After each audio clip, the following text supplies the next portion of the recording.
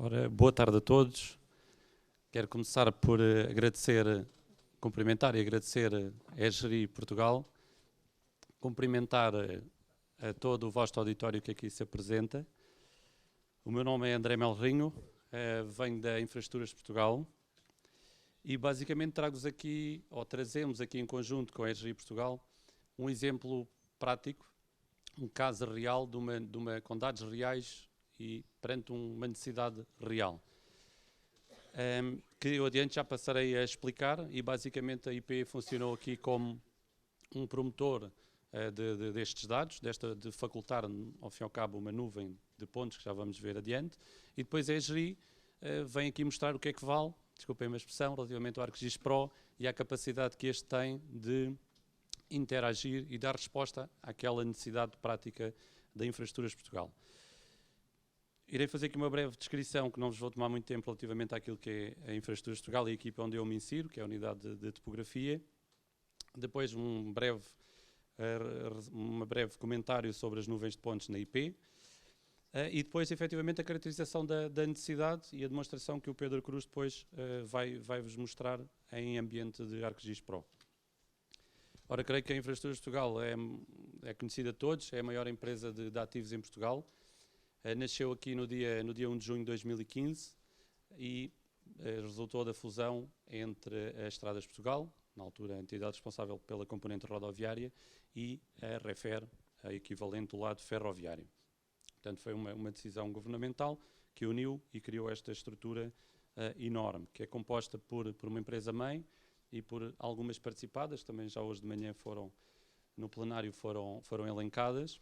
Portanto, não vamos perder aqui muito tempo, como vem aqui uma panóplia de interações entre empresa-mãe e empresa participada.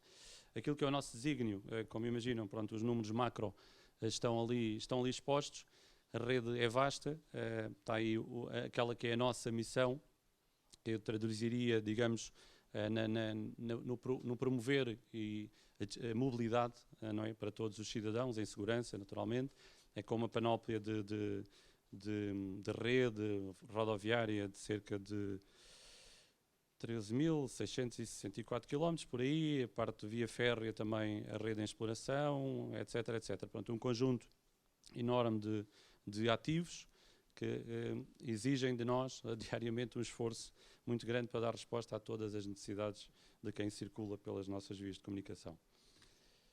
Em termos de números também macro, só para ter uma noção, estes números não estão atualizados, aproveito até para divulgar que a IP está felizmente num processo de recrutamento e estão cerca de 100 vagas para diversas áreas disponíveis no portal da IP, se eventualmente alguém tiver interesse ou necessidade, aproveito aqui o momento.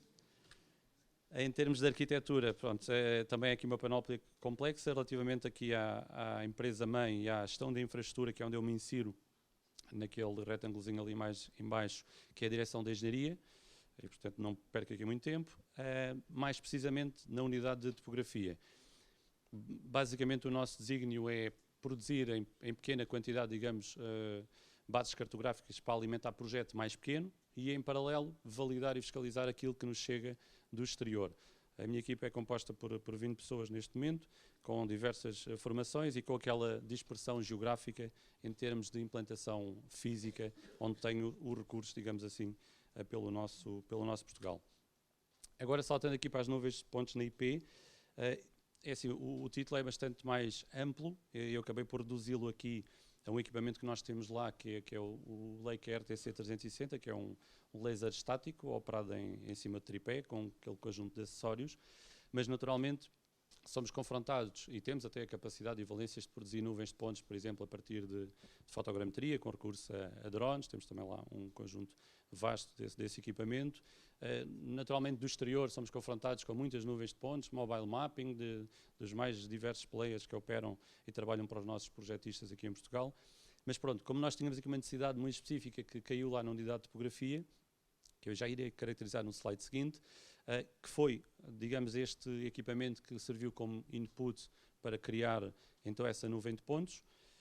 Por isso é que eu trouxe aqui só um pequeno destaque para algumas das características, alguns de vós porventura conhecem.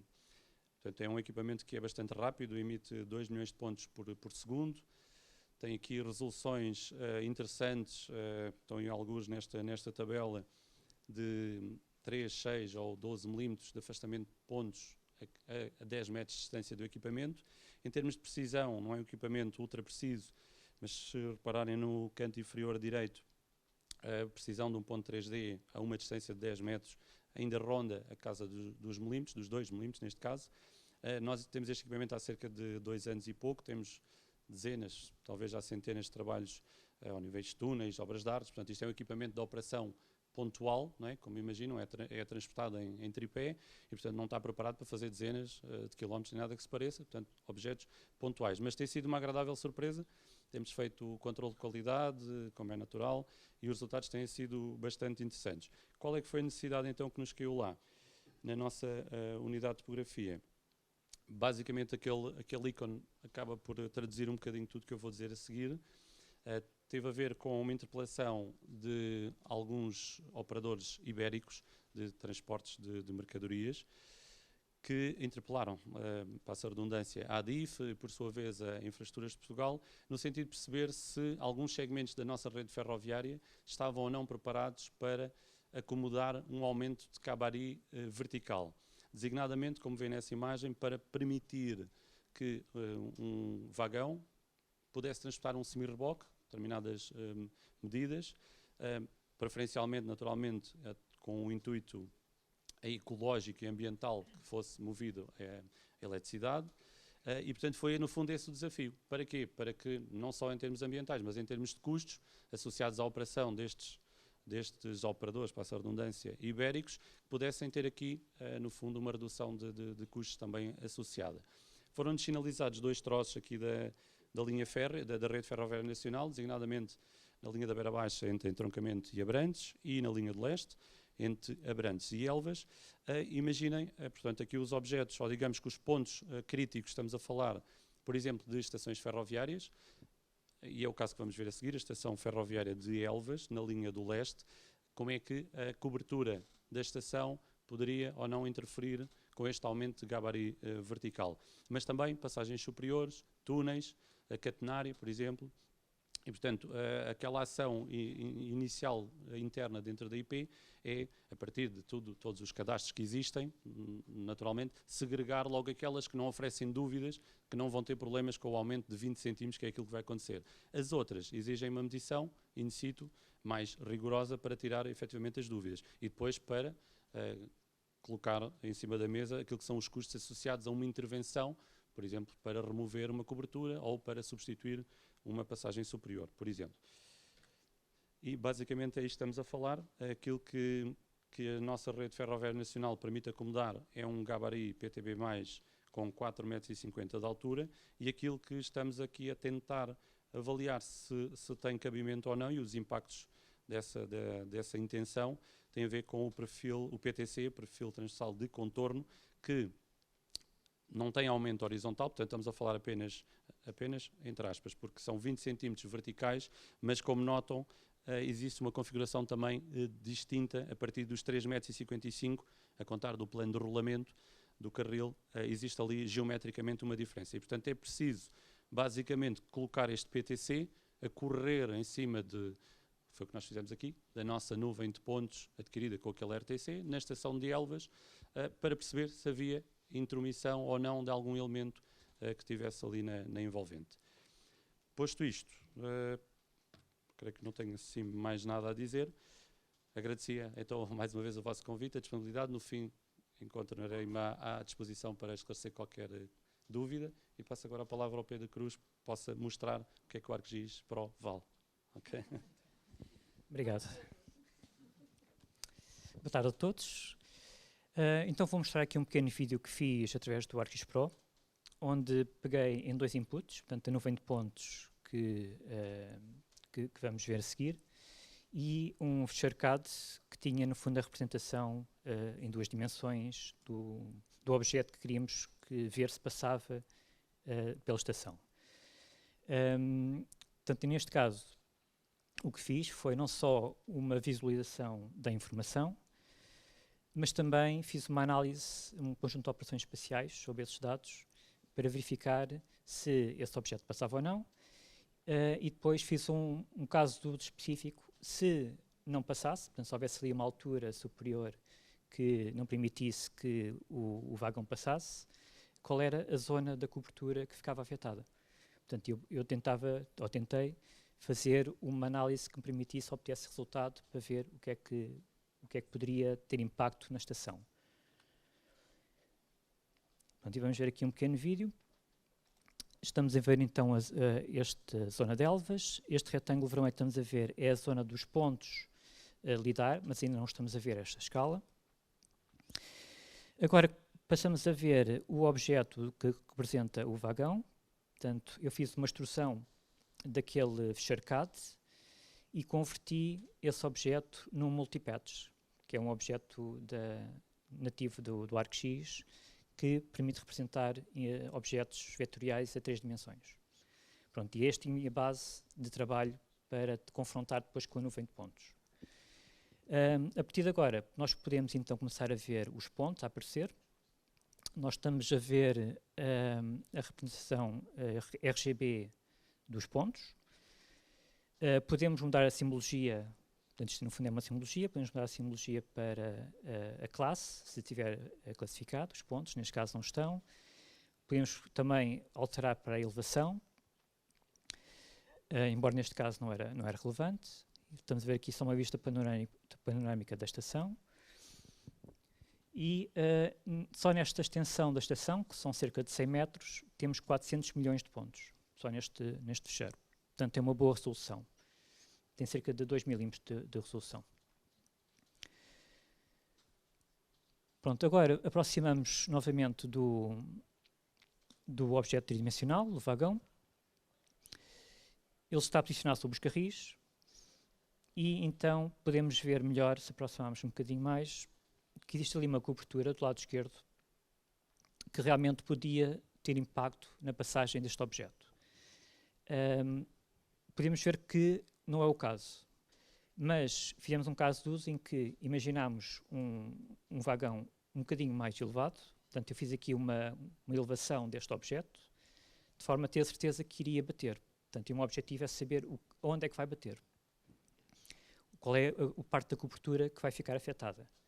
Portanto, aqui apenas passou por alteração deste objeto inicial para um objeto mais elevado. E depois, através de um conjunto de ferramentas de geoprocessamento do 3D Analyst, identifiquei quais eram os pontos da cobertura, ou os pontos mais elevados, mais próximos. Vemos do lado esquerdo os pontos da cobertura, do lado direito vemos alguns pontos que pertencem a postos de iluminação.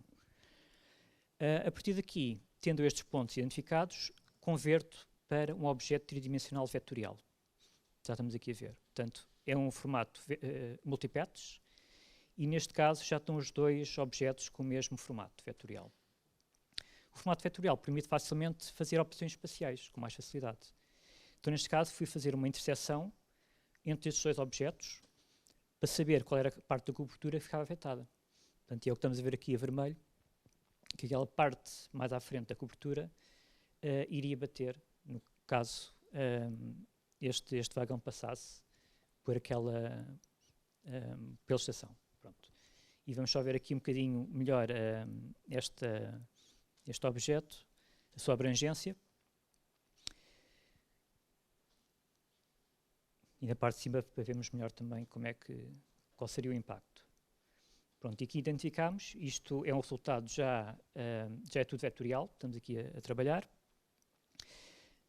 E eu podia pegar neste resultado e fazer outras operações espaciais adicionais, se fosse necessário. Portanto, no caso de uso muito simples, tudo a partir, portanto, do LIDAR. Pronto, então só para recapitular, usei só dois dados iniciais, portanto, uma nuvem de pontos em formato LAS, que é o formato que o ArcGIS reconhece em termos de nuvem de pontos, e o perfil transversal de controle, portanto, que representa ali o objeto do vagão, em formato DWQ. Usei apenas o ArcGIS Pro e a extensão do 3D Analyst, ali está incorreto, não é Network Analyst, é o 3D Analyst. Isto é um conjunto de ações, no fundo, muito simples do que foi feito. Estas são as ferramentas que usei. não tem assim, não foi muito complexo em termos de processamento. Pronto, e aqui podemos fazer ainda outras operações adicionais com a nuvem de pontos. Portanto, a nuvem de pontos nós inicialmente imaginamos que é muito só de visualização, mas na verdade nós conseguimos extrair muita informação diretamente de uma nuvem de pontos. Podemos obter o MBT, ou um modelo de superfície ou de terreno. Podemos obter diretamente curvas de nível, declives e inclinações, extração de objetos em formato vetorial ou raster, geralmente sendo necessária uma classificação prévia para obtermos exatamente o que é que pretendemos. Neste caso não foi necessário fazer uma classificação, portanto a nuvem de pontos não estava classificada, mas não impactou o que pretendíamos descobrir. Mas o ArcGIS-Pro também tem um conjunto de ferramentas que permitem classificar manualmente ou automaticamente, até com recurso em inteligência artificial, se for necessário. Pronto, e depois também permitem conjuntos de cálculos estatísticos, fidelidade, superfícies, volumes. E pronto, e dou concluído aqui este caso de uso. Se tiver aqui alguma questão...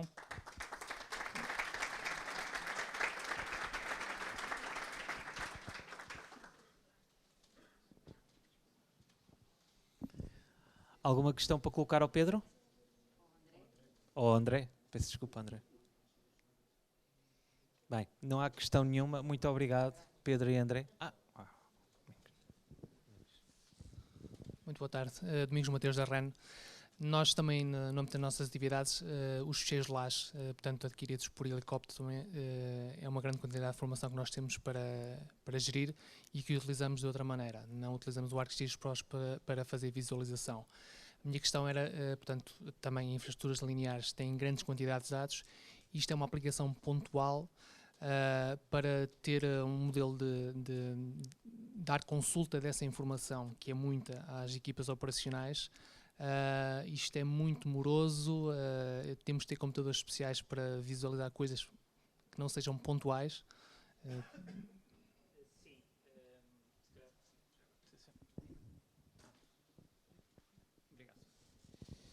Sim, isto pede um bocadinho, puxa pela máquina. Portanto, temos de ter uma boa placa gráfica.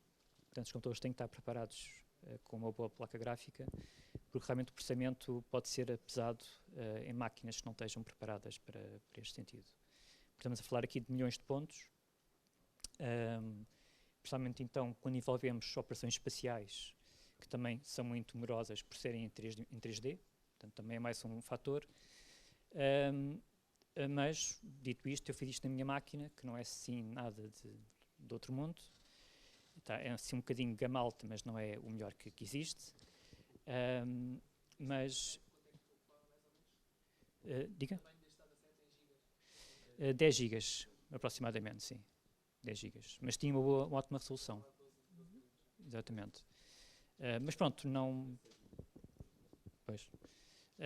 mas pronto, diria que hoje em dia, com as capacidades das máquinas que temos, desde ter uma boa placa gráfica, conseguimos fazer relativamente rápido as operações. Mais alguma questão para o Pedro? Ou para o André? Desculpa. Muito obrigado. Um bom coffee break. Acabamos aqui a...